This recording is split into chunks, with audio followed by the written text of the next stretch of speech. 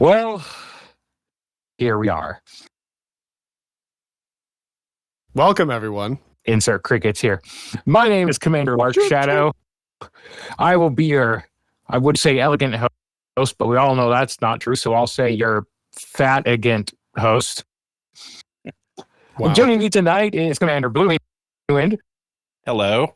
Commander Indigo. Hey there. And the one, the only, Audaxius. Guten Abend, meine Damen und Herren. Hello. This is episode 229. It is April 11th, 2024. 3310. This is the Loose Screws Podcast.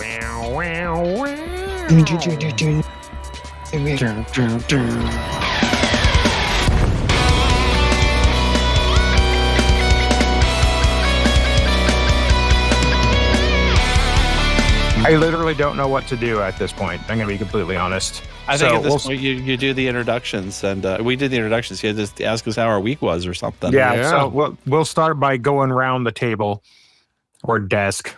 How many of us are at tables? Chat. Tables are so 20th century. Okay, fair enough. You Hey, guys Bloomington, don't how was have your your- week? How was my week? Very sleepy. Every time I tried to fly, I fell asleep. I mean, That's a vibe. yeah, I just think I've been, burning the candle at both ends. So, work's been, work. But today I learned that I'm going to get me a nurse practitioner.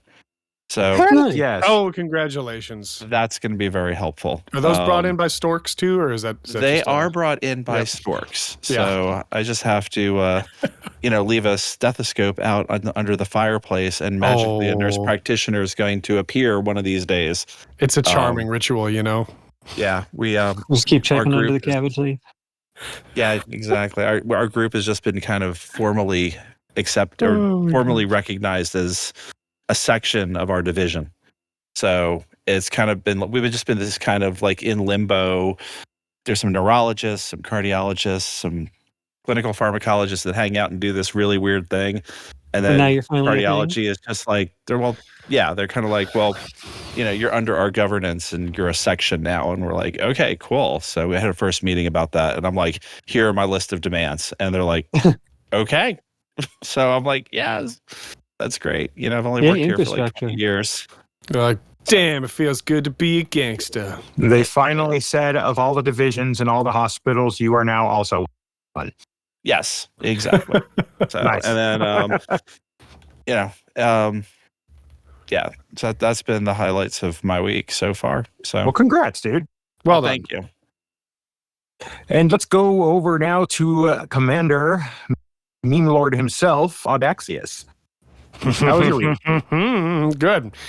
We have had a rather interesting week in navigating the very legally specific world of what to do when an archaeological site gets damaged. So Oops. that has been fun. Yeah. And a lot of Well, lot they of, don't give us a TLDR. You can't just leave it Yes. hanging it's there. a very unique situation. So I work in archaeological resource management in a kind of general way. Did it involve bleachers? Yeah. Thank God, no. No, this was there was no like tomfoolery. This was a genuine situation where there was a very large camp of transient people that cropped up along a railroad line that is also within the boundary of an archaeological site. It really blew up. It was actually very highly populated. The city had to go through this whole process of offering services and depopulating it, and then cleaning it up, which involved bulldozers. And bulldozers and archaeological sites, newsflash, they don't mix well. Yeah. So Well, I would think it was not. strange situation where like the city's hand was kind of forced by this situation that was beyond its control. There wasn't really a way to respond to it well, and it's just checking all the boxes, crossing T's and dotting I's to make sure that a report gets written up that explains it and kind of highlights the very unique situation, because usually damage comes through negligence. This was a situation where it was like there wasn't really a good solution. So, yeah, long and short, it will be fine after we write a lot of boring reports. Do they know what civilization the archaeology came from, or Oh yeah, absolutely. Yeah, it's well documented. Yeah, it's Phoenix, Arizona, and it's actually one of the probably one of the best archaeologically understood regions in the country because the city is so huge. So that's Nice. that's my bread and butter. But in game, I have been hating Frontier for all those crap design decisions. Oh, we know Just that's not kidding. true. I am going to save my enthusiasm for the new module until we get to that discussion. So, long story short, I have been in game. Yeah. Moving on to you, Commander Indigo. That too. Did you say Commander Commander? Mr. Indigo. It's Commander. Commander Indigo. Go Yeah. Indigo. On my Twitch it is. Yeah, that's a persistent typo. Oh yeah. Yeah, I feel like I always have to throw in Mr. Indigo these days because Indigo on YouTube is doing phenomenal in-game videos, and I'm happy for the confusion because it gives me a reason to say, hey, check this person out. But anyway, have been playing a lot of the board game Pandemic this week. My wife and I had it on the shelf for a long time, and we finally play it, just the two of us. And my God, that's a well-made game. Have you won at all yet? Oh yeah. Oh, I have. My God, I did in 2 years. I never won. What? I've heard nothing but good things about this game, and I want to get it bad. It is peak game balance, design, everything. It's incredible. Maybe because we're not playing it on super hard mode, but on the default mode, we are usually within winning or losing, which is a fantastic knife's edge to be on. Yeah. And yeah, it's great. And it's been a pleasant discovery that while she doesn't have a lot of video game experience, she is a total game nerd. And we've played once or twice daily for more than a week now. Oh, very cool. Which has been great. Yeah, it's a lot of fun. It's a really cool game. If you haven't checked it out, you should totally do it. And I've been writing a lot. I've been writing articles about multidimensional data literacy and about the ideas behind how you would use a Minority Report, virtual reality, 3D, multidimensional data visualization scheme if it existed, about how we can handle data and what we can do with it in ways that are intended to be relatable and clear and lure people out of the current kind of old-fashioned box of how we handle data and into the new one, which is much cooler and more natural and lets you do a bunch of amazing stuff. And I need to ask you, just to be sure, you realize Minority Report was a movie and not a documentary, right? For now. Yeah, for sure. But I mean, for me, for the Tom Cruise computer interface is that one, like, much more the living image than the weird clones laying in milk. But it'll still be probably a couple of years before enough people have their virtual reality and spatial computing devices to have their heads kind of wrap around what to do with it. I mean, think about how our experience of computers got changed by a desk on it. So I'm kind of working on describing the thing that comes after that, the 3 and 4 and n-dimensional version. Nice. Yeah. Jesus, I feel stupid. Right? Hey, that's all. Bex and I are in here like, we're on a podcast. Certainly are words. Mr. Allow me to spend the rest of my week filing detailed reports on cultural resource management. Yeah. How will this help me get my clinic notes done? I mean, one of my partners is dabbling with a AI where basically, he types a few things into the computer and then he records his interview of the patient and it spits out like a formalized, history. And I saw him because in his sleep clinic, because he does autonomics, but he also does sleep clinic. And so I saw him in sleep clinic, and he said, "Do you want to see how this works?" I'm like, "Sure, give it a go." And it was actually really impressive. And basically, it was just a cell phone, his cell phone or something, where his laptop just eavesdropped on our conversation, and it spit out a very nice, succinct, history of present illness. Is that unsettling? It was a little bit unsettling. I mean, if he came up with the plan and it disagreed with his plan, I'd be even more unsettled. I actually think it's this, John. I'm sorry, Ted. I can't diagnose that. Yeah. I only got patience and Dr. Google to contest with for that one. Yeah. So I looked this up on, no, you have that. Boy. You don't have this. Sorry. Yeah. So. Nice. Wild. Yeah. But yeah, I use that kind of transcription stuff great free this assembly AI thing that lets you upload a recording or do it in real time, but you upload a recording and it'll identify who's speaking, and it does a whole bunch of great stuff. And there's a lot you can do with recognizing people and events and turning transcripts into documentation. It's all just a matter of deciding what you want to do these days. That sounds freaking awesome, and I'm just smiling and nodding along like I understand it. It definitely not fixed. It's still well broken, but added a gear to my ADHD brain for sure. Being able to turn a rampaging idea into something written down without having to stop and type it out or try and write it down later and lose the thread. Being able to just go Agent Cooper on something and talk into my phone and then push a couple of buttons and have it turned into reliable, accurately transcribed speech with paragraph. Awesome. And it's super handy. But anyway, what about you, Lark? Well, work has just been going to work and then coming home from work lately. Literally nothing exciting or out of the ordinary happening there, which is nice because it's been the opposite up until this point.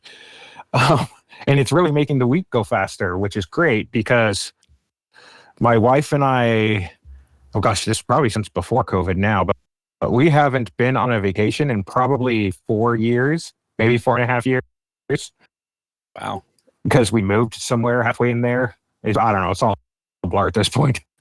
But we finally had the money to actually take a vacation again. And some of my cousins who were like extra siblings growing up, right, are doing an impromptu family reunion where they live in Washington, which is like Olympia, Tacoma area. And so my wife and I are taking the whole week of the 4th of July and going to Seattle area for vacation, and I am so excited. Oh, you're gonna love it. My big thing is I want to hit the aviation museum while we're there, but that's because that's how nerdy I am. Yeah, you gotta, right? Anything else is just gravy. Yeah, I think you gotta. That's not nerdy. That's just you gotta. Right. I mean, you're a flight simulator guy, so you have experiences, virtual or not, of having flown a bunch of planes and getting to see them in person. I've flown in real life too. I just don't have the health to be able to get my PPL. Otherwise, I would have it. It's like when you go see a musician you've listened to his recordings for, you get to see like their face and their body while they're singing, and it changes the way you hear their music afterward. Kind of like that for airplanes and Flight Simulator. Absolutely. And in game, I have been running around with a fire extinguisher trying to put out whatever the frick has been happening in Screwspace lately. And we'll get into that more later because there's lots of congratulations and patting each other on the back to be had. But while I was doing a conflict zone, since we're headed that direction, I will share possibly the funniest bug I've ever had happen to me in this game. Yes. Tell us. So I was flying my Crusader with the fighter pilot and everything, the whole nine. Got my cannons set up on it with a couple of thermal beams to keep cool. Standard stuff for me.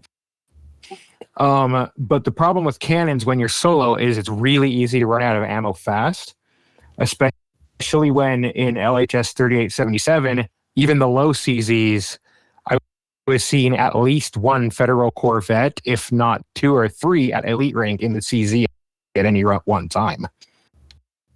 These were not pulling their punches. And so at one point, while the CZ was about to finish, I ran out of ammo, right? And 2 beam lasers are not going to cut it in a CZ like that. No. So I flew my Crusader about 10, 12 kilometers away, basically parked it there, launched myself in a fighter, and went back in, right? Now, turns out fighters, while they do a lot of damage, don't do quite enough to win a CZ that's just barely there when the enemy is barely there as well. And so I ended up losing that CZ, which was sad, right? So I turn around, start heading back towards my ship, like, well, shoot.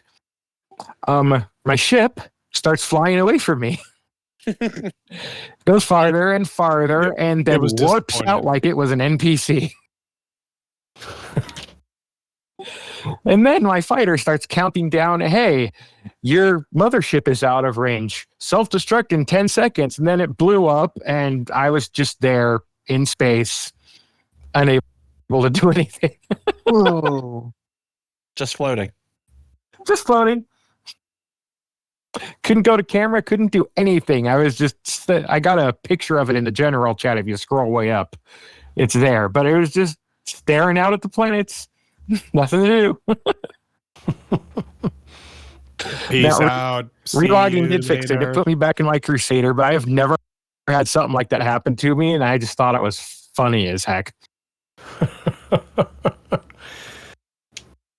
Sometimes your ship has an attitude. It was either that or my fighter pilot was like, oh, we lose, huh? Bye. See you. Probably what happened. Mm-hmm.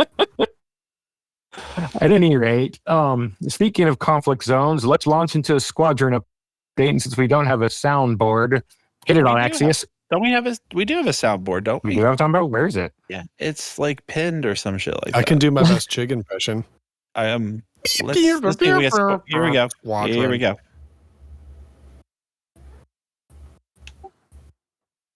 Crickets.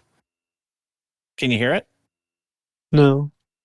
You can't hear it. I wonder if it went and we just can't hear it. Okay, let me Down here at the farm team, I think you have to put the boombox up by the microphone. Oh, right. Well, this is farm team. And everybody can imagine it in their heads. Can you hear that?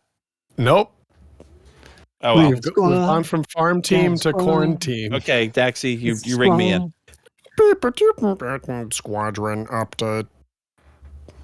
That was beautiful. All right, so as Lark Shadow alluded to, Screwspace has been on fire lately. Some mysterious entity has been pushing our faction into wars and elections in some of our systems where we're just a minor player. And the good news is that we've just had 3 victories that all were wars started on the same day. So we had 12 wins over 4 days in LHS 3877, defending Wang Ring, our favorite space station, FF Andromeda, and in Graham. Last week we talked about trying to push Matus into expansion. Unfortunately, some nefarious forces have allowed Maikoro to boil over, and so we're headed to TT 58343 as our next target for expansion. And then we have elections in Yen T that we want to win. Calarum, that we're just leaving Calarum alone, staying out of it. It's quarantined. And then wars in Tripu and Cempsigi that we want to win. We want to trigger an election in Kolyawa. Kolyawa is a system we recently expanded into, and there was an election, and we were really busy with BGS, or really busy with Thargoid stuff. So the election kind of got neglected, and then someone was actually trying to beat us in it, even though I was the only person in the system for weeks. But friggity. Yeah, whoever's messing with us is messing with us. And then we have a lot of overheating systems due to our recent series of expansions. And we have a handful of systems that need a little love. So all the details are in standing orders or in the Loose Screws faction channels of the Discord. And if anyone has any questions, they can ask any of us in those Discord channels because we love to talk BGS. And a special shout out to Oblivious, Bork, Volt, and whomever else I missed because I didn't see you in space. But there was only a few of us fighting in all those wars and elections, and we ended up blanking them all in wins. And I'm just so dang proud of all y'all.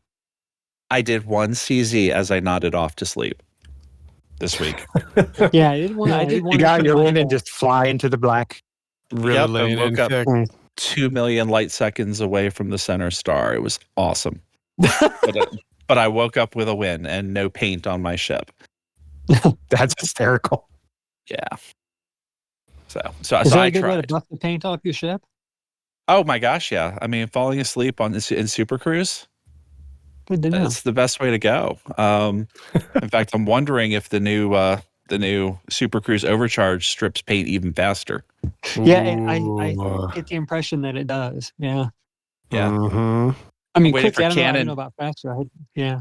I'm waiting for Canon to do the analysis on that. I want graphs. I want, receiver operator characteristics. I can't wait. So, Speaking anyway. of Canon, I can't wait to try and run into my own Canon shells with the new thing. I understood that reference. I think that transitions us to the discussion, boys. Yeah. All right. So going up to the Galnet article, it looks like there was one posted just yesterday that I missed, and that's my bad. It'll be in the Bard's lore section here soon, probably after the podcast. A new Supercruise Overcharge module enters the market, a turning point for humanity. Achilles Aerospace is blah, blah, blah, blah, blah. We're great. Sirius sucks. And basically they're talking about how, thank you, Achilles engineers, and blah, blah, blah, even though this is still just an experimental module. And I think it'll actually get better with time, but I actually haven't had a chance to use it yet. Who here has?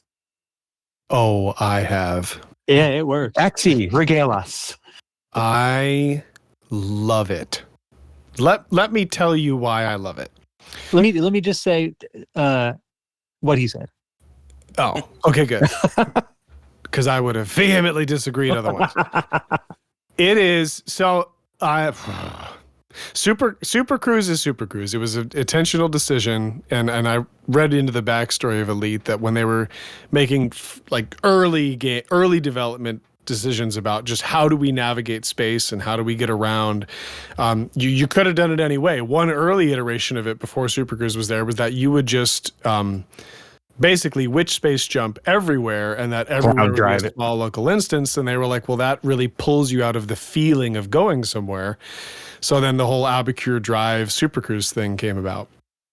And AKA we get hyperspace and warp drive. Yeah. Right. I think it was a great decision, but going with the theme of Elite that's been there for decades, it's somewhat realistic, hence long travel times. I have always loved that about the game because it's the only space game that gives you that feeling of space. And that's why I call it a simulation. That's why it's, to me, firmly a simulation instead of a game. I played Starfield, love Starfield, but you're jumping everywhere. Everywhere is basically a menu button. And I play Elite because I love that feeling. Yes, if I get up and go do the laundry in the middle of the game, it's not because the game's boring. It's because that's part of the design of the game. And you have a feeling of being somewhere, which no other space game really gets. But what that means with the whole interdiction PvP dynamic is that to me, it's always been very static. And if you're an open and you're wanting to have that interaction, if whoever gets behind you, you have that long slowdown period that's relatively static, and they're going to catch up. So it's almost a guarantee. And what this Supercruise Overcharge does now is you can jump in system and you can look on your radar and you see people, and now you can be like, oh, let's dance. Because it's dynamic. It's not just this static speeding up and slowing down like it would be semi-realistic if this was real space travel. Now it's not for your warp drive. It's a gamble. It is you're you have to calculate the cost. This is in fuel. The heat, yeah, I get the heat is kind of negligible, but I do like that they add it.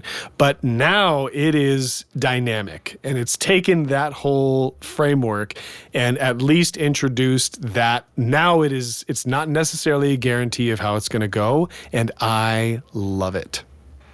Now, I will point out that the heat, it depends on if it's negligible or not, is very dependent on your build.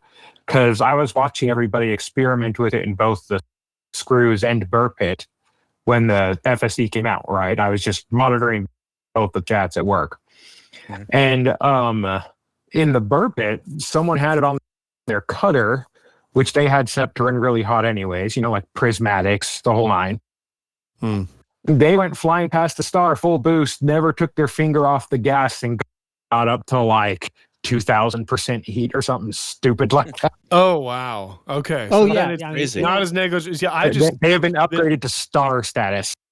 Yeah. In my experimenting, I never ran into too much of an issue with it, but I could see how that would be a problem. Yeah. Did you have like a low emissions power plant T10 or something? Oh, no, the first ship I stuck it on was my cargo cutter, but I wasn't like flying by stars or anything. I was just trying to get the timing down, because now you can overshoot things so easily. How about you, Indigo? It's a Ferrari. I think whatever your build, you kind of have to, I don't know, be negligent to incinerate yourself, but you can really incinerate yourself with one of these things. I mean, you really can just not pay attention, and the next thing you know, you're at 700 or 800%, and you've cooked most of your modules. Wow. But by the same token, around like crazy, like you're getting interdicted the whole time you're flying. It's not like you shouldn't know that you're strapped to a Thargoid-derived rocket that has a chance of blowing you up. But there's nothing unpredictable about it, like about the way it responds, other than the fact that it's hard to steer. Like if you pay attention to the heat and burn a heat sink every once in a while, you can get up to thousands of times the speed of light, and anything out to a range of maybe 100,000 light seconds, it makes local. Like nice. 1 to 2 minutes. It's so convenient. Longer bits, like 400,000 light seconds. You do it in a couple of chunks. You could burn a whole bunch of heat sinks, but it's also kind of a pain to try and keep it on target. So after a while, you just would want to let the boost off, I think, and let it coast for a while. But it's a really kind of sensory rich nitrous button in Supercruise, which has always been, everybody has the same top speed in Supercruise. There's acceleration curves, but nobody is any faster. The different ships have their different levels of agility. But like you were saying, it adds an entire new dimension to moving around in space in Supercruise. It's not just going faster or slower, but going so much faster. If you accidentally don't let off at the right moment, you're 3,000 light seconds past where you were trying to get. And like, to address all the uber sweaty meta nerds on Reddit, I'm like, guys, just go get stuffed. If nothing else, it's fun. Right. Yeah. It's fun. Well, you have to look at what crash the numbers, and it doesn't have. Just stop it. It's fun, and they did the animations, and it's like excellent. It's dynamic. And one thing that Elite has struggled with, I think, is that aspect of a dynamic experience, because it's peer-to-peer and because it's the way they do instancing.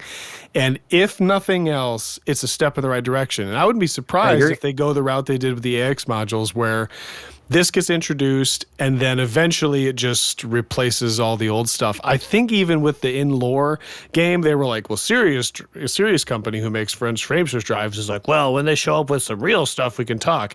And it's like, oh, this is real, baby, because I just pressed the gas pedal and I flew. I mean, I can't get to my carrier now because I keep overshooting it because I'm going too fast. I have a feeling they would introduce this as a Class C that's experimental, and then it's like, oh, Sirius is now the new BlackBerry of the Elite universe, and nobody's using you anymore. And you're now, oh, sorry, now we're all going to the Overcharged, and then, getting into where you can engineer it or not. I guarantee you, the day that came out, Sirius spent the entire day in meetings going WTF. Yeah. I mean, those meetings, that's the story of like tech bubbles. Right, exactly. Go, what? Why are we obsolete? Yeah. I love it. I get that. Yeah, I'm Optimus Prime. I always take a good take on things, but I love that it addresses that specific thing of Elite struggling to have these dynamic elements and experiences.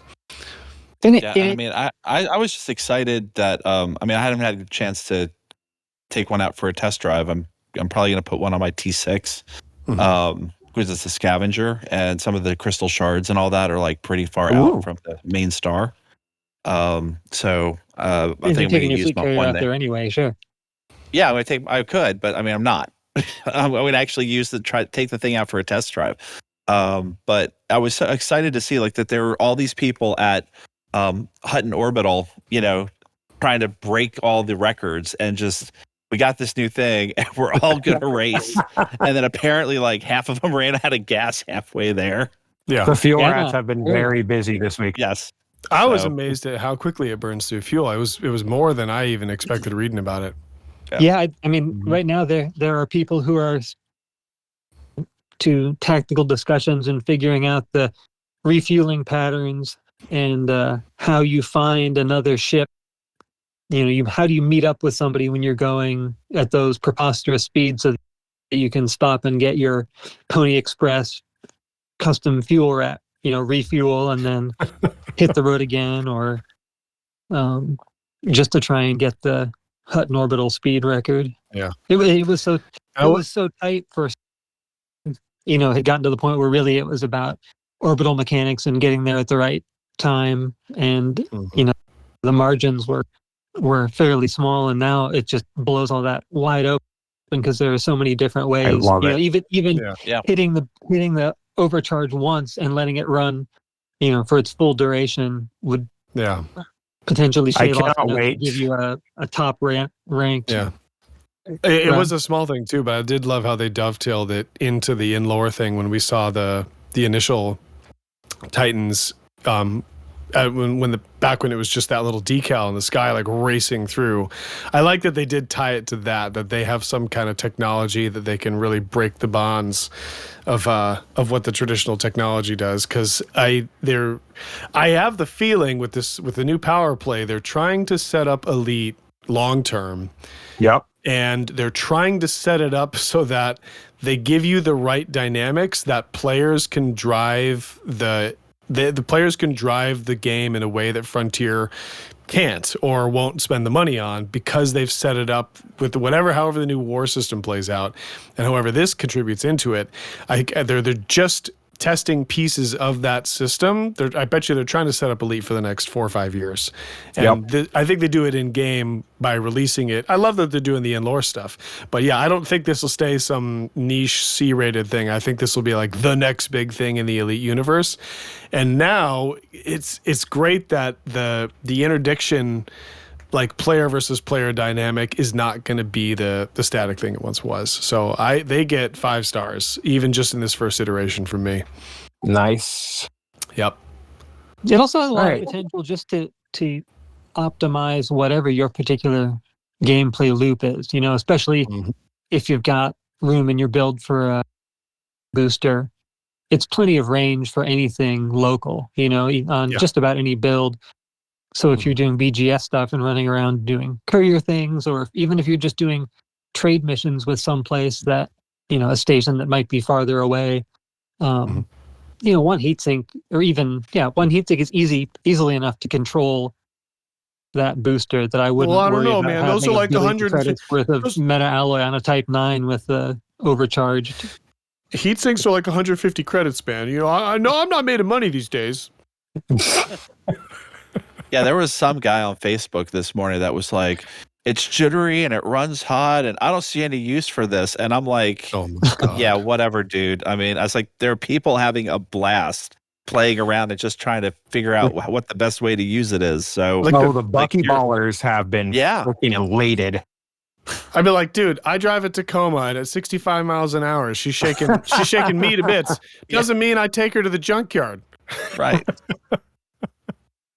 Yeah, I was gonna say, who's goodness. spitting your bean curd, dude? God, this is going to make me sound like a total shill, but I have Elite has been so, it's gone in so many directions. It scratches so many different itches that I almost feel like a jerk saying it. But when someone has that reaction, I'm like, this has less to do with game design and more to do with your imagination. Yep. If you can't see the breadth of the tools and experiences that they've given us, I'm sorry, it's not a Frontier thing. It's a youth. Indigo, take and over. I get that makes me an insufferable white knight. But it's like, come on, guys. Let's just appreciate this thing for the variety that it's offering. And it's nice. It's nice too. It's a good example of something we sometimes give FDev love for and sometimes pick on them for, the reuse of a game mechanic, right? They took the experience of being interdicted by another ship in Supercruise and turned it into being strapped to the front of a rocket.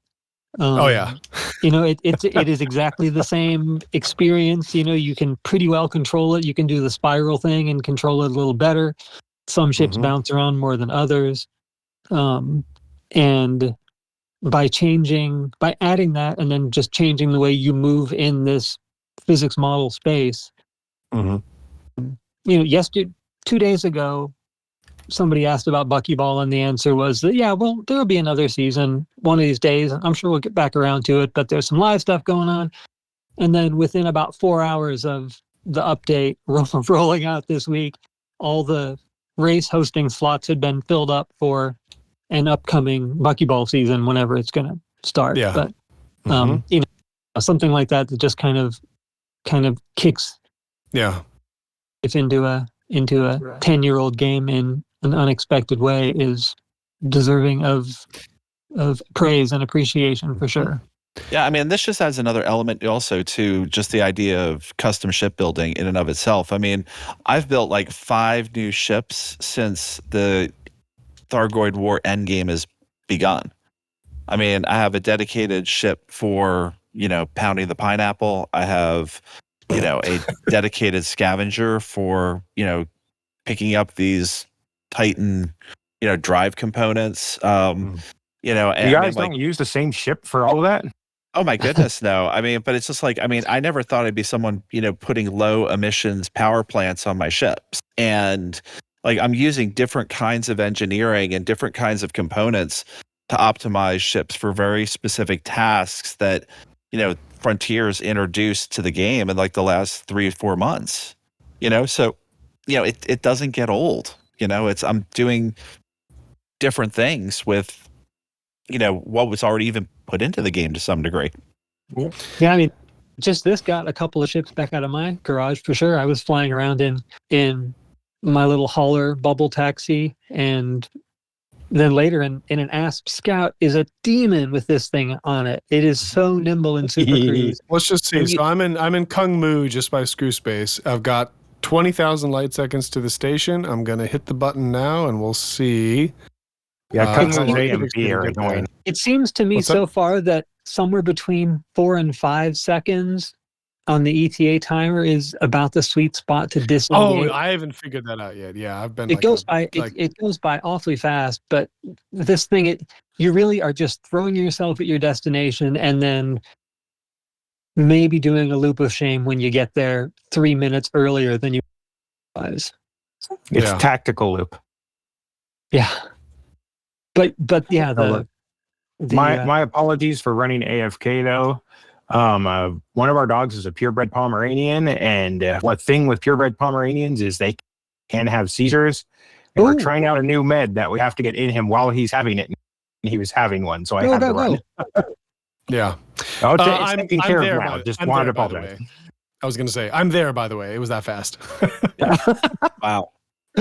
I love it. Dang. So doing election courier missions or something like that, you really are talking about 30 or 40% more doing stuff than getting there, which I remember the article that got me onto Elite in the first place was that one about how long it takes to get places, and that kind of integrity of the game is something that makes it all work. And they didn't throw the baby out with the bathwater by being like, look, people complain about Supercruise times. Let's just give them a hyperspace overcharge thing. Yeah, exactly. It has a cost. It really has a cost. I mean, Jesus, I burned through like almost a quarter of my gas tank. I'm just in a Cobra Mark III, but I just burned through a quarter of my gas tank. So, and it's related to travel. So it's like they didn't compromise the dynamic that travel time presents in the game. They gave you an option to address it differently, which I think is wonderful. Cause they could have been like, oh, well, this game's been around forever and people hate flying. So let's just speed up all Supercruise and I don't know.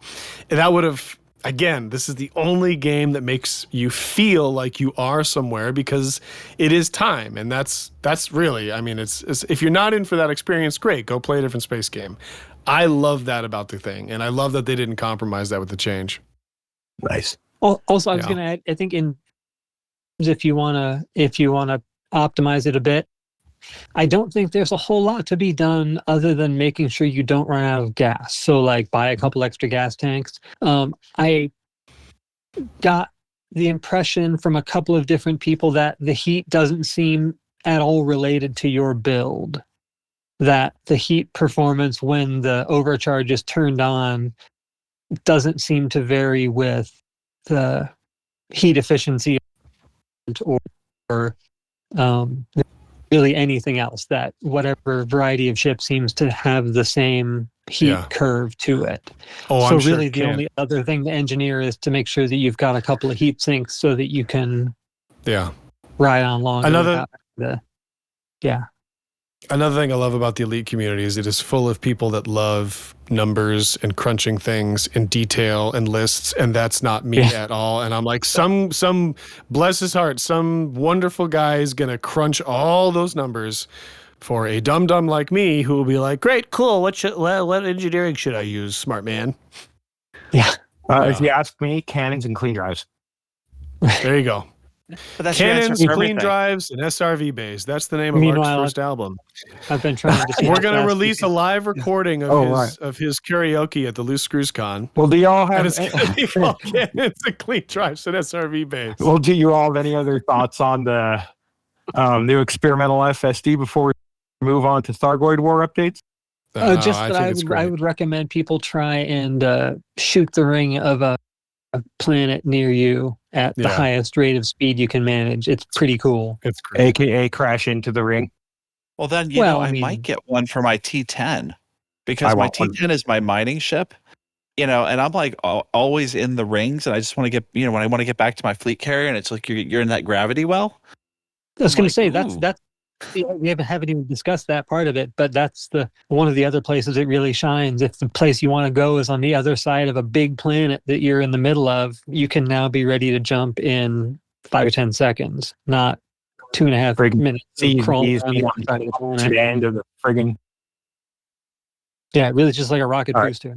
Yeah. How big do they come? All the way up to 7, I believe. 7? Okay. Interesting enough, I was at Comma and they did not have the size 5. I don't know if all of them are supposed to have it, but that's just an economy thing. Got it. Okay. Our so go to Jameson if you're basically bought out at this point in Comma. Yeah, probably. So it'll restock at a tick at some point. Yep. But moving on to the Thargoid War, for commanders that either didn't get the message or didn't feel like doing it, Oya is mostly unattached. I don't know what that means, but I didn't update the Thargoid War notes. Mostly unattached. Basically, it's like using Bumble or something. Yeah. So maybe. TLDR, its damage resistance is too high for us to be able to make a dent right now, even when we throw everything at it. So the current orders from today until the 18th for it's a typo. It's unattacked. I was gonna say that's an autocorrect typo. Oh yeah, it's unattached. Gotcha. Anyway, so current AX orders for general humanity between now and April 18th are doing SPIRE operations. Apparently, Oya has 9 control systems right now and at least 1 inactive SPIRE. The goal is to hit 85% progress on controlled systems ASAP. and then proceed to carrier unloading operations. And basically prepare to throw everything at Oya again on the 18th of April is what it looks like. More detailed notes can be found in the show notes, but yeah. Great. Also Crickets. from the release notes, The question is, they fixed a bunch of bugs, maybe around the Titans. The what around the who? From the release notes, it sounds like there were a fair number of Thargoid Titan related bugs that were fixed as part of this release. So I haven't. Yeah. Everybody's been so busy hot rodding. I haven't seen any reports of whether or not the Titans are less buggy, but hopefully they will be when we get back to them. And to be fair to this poor game, when you try and shove 100 people in the same instance with a Titan, things are going to go sideways. But That's moving fair. on, because Indigo segued it so good, to dev news, update 18.02 came out. With that was the release of the C-class experimental frameshift drive, which we talked about, which is awesome. And I put some of the highlights from the patch notes in here. Like they fixed being unable to add experimental effects to the pre-engineered 5A FSD finally. Has anyone tried to engineer theirs to confirm if that's true? Yes. I looked to see if it was it was engineer modifiable, and it is. So I didn't fly to DES yet, but I checked with my pinned what do you call it? Like when I go to my engineer workshop. Engineer shop, yeah. Yeah, it looked like it's going to let you modify your V1 frameshift drives. Oh, sweet. I still need to get one of those for crying out loud. Oh, they're great. Oh, they're the best. I mean, they're so good. Yeah. Most of my ships have them that have size 5 or size 6. Yeah. If you did the community Yeah, goal. it's up there with like the engineered surface scanner. You're just crazy not to have one. Nice. And speaking of crazy, they also, another highlight from non-Thargoid related stuff in the patch was they added support for hardware up to 128 buttons registering as an input device. Yeah, who's the sleeper agent on the dev team that's finding these old, long-standing complaints and just slaying them left and right? And in the show notes for anyone that wants the guy who couldn't make it on the show for the frameshift unlocked. Right. Yeah. He was like busy fixing all this shit. And in the show notes, I left a link to simracingcockpit.com and several of their button boxes, which can get just ridiculous. If you want even more ridiculous, go look at flight sim button boxes, because holy crap. You can basically make Who elite posted your the sim rig. cockpit? Who posted that cockpit in the Discord today? Because I saw this somebody's cockpit and I was like, I couldn't get over it. I was like, holy crap. I did not see that, so I do not know.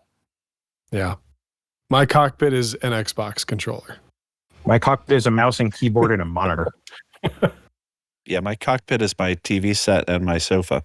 Nice. Hey-o. I think Blue Wind is winning. Galaxy I think so. In Thargoid patch highlights, there's a bunch more fixes than this. These are just the highlights I picked up on when I read through them, so feel free to go look at the actual patch notes at elitedangerous.com. But some of the highlights include they adjusted the Titan's turret projectile so they no longer appear to lag, which is something I did notice when I was in there pounding the pineapple. Yes. They also had a performance improvements during multiplayer scenarios. When the transition into meltdown happens after the core has been destroyed for the final heart, because I guess that was bugging out hard for some people and even crashing their game when the Titan would go into meltdown.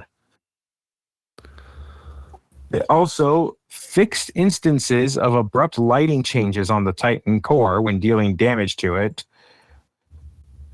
So, Titan discos appear by I camp. heard about that one. I didn't see it, but Yeah, I didn't see it either, but I also don't have my lighting turned up all the way because it's just too much. But that's just me. They also fixed the Titan, and this one I thought was funny. I didn't see it. It just sounds funny. They fixed the Titan destroyed decals being flipped orientation on certain ships. So on certain ships, it was either mirrored or backwards. Can you tell if they're symmetrical? That's the thing. I don't know. So when they say flipped, I wonder if it was like rotated 180 degrees rotationally instead. Like it was upside down? Yeah. I didn't notice that. Me neither, but I think it would have looked cool upside down with the stars facing forward. My next destination is 134,000 light seconds out. I will let you know when I get there. Roger that. I did just buy an extra gas tank. Oh, good. So what do y'all think of the update? There's another module that, I never thought I'd ever use. And it's like, well, we're thinking about adding fuel tanks to ships because of this thing. Yeah, right. Yeah. There you go. Yep. I think I'll... Oh, that's a lot of heat. Oh, you weren't kidding. The cutter, well, I'm in a Cobra, right? The cutter just has the cutter can just absorb a lot, Oh, and she's bucking. Yeah. It's certainly does put out a lot of heat. No joke. I think if this is a omen of things to come, I'm even more excited than just knowing that in general there's more ships and stuff coming. Awesome. Yeah. I haven't had a chance to play too much with the update as of back. I just burned down. Oh my gas. Sorry for the live reactions, but oh my God, I can't make it. I love it. The episode in which Alexius calls the fuel rats. Come on. They put something in the game that lets you show how stupid you are. Because that's what was missing. It's not the module we wanted, but it was the module we needed. I already had general chat to show people what a fool I am. Now I can prove it in the game. Yeah, I haven't had a chance to play a whole lot of this yet. But if this is the direction things are going, I am 100% on board. Oh, I'm all in, baby. Especially after that, I got to get a gas tank. Gas tank full of cocaine. Great. It's just wonderful. I love this game. Yeah, it's awesome. Yeah. They get a 5-star review for me in this update. We go from old jaded spacers to oh crap, I run out of gas. Guys, go get a gas tank. Quick, slap another one on, Earl. The first ship I'm going to put one of these on is going to be my Crusader, which does not have a big tank, so this will be interesting. Oh my God, that extra gas tank did nothing. Oh, it's amazing. Over, yeah. I gotta get the Anaconda. I gotta bust this out. I gotta really Hauler's nice for that because it's got a big gas tank. The Asp Scout and Vulture does nicely with it too. The Vulture feels pretty stable. Vulture's heavy. Those crazy rates of speed, and it flies pretty well in Supercruise.